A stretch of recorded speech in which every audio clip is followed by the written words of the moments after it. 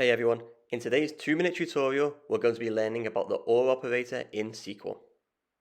So, what is the OR operator and what's it used for? Similar to the AND operator, the OR operator is used within a where clause. It's used to pull records in your data which meet either criteria 1 or criteria 2. And always remember to use quotation marks for text fields in the where clause, including when using the OR operator.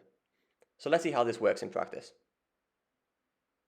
Here we have our country table, which has a list of countries and a bunch of attributes about those countries. Let's quickly use our where clause to pull all data where the continent equals to Europe. So we do select from country where continent equals Europe. And notice here how I have quotation marks around Europe because the continent is a text field.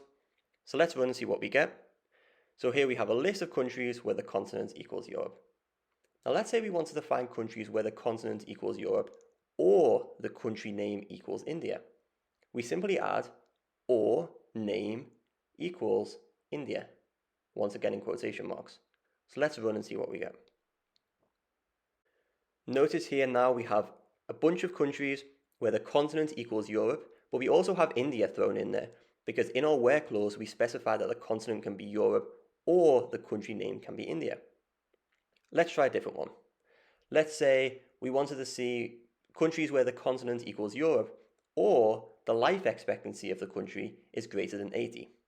Here we'll do where continent equals Europe or life expectancy greater than 80.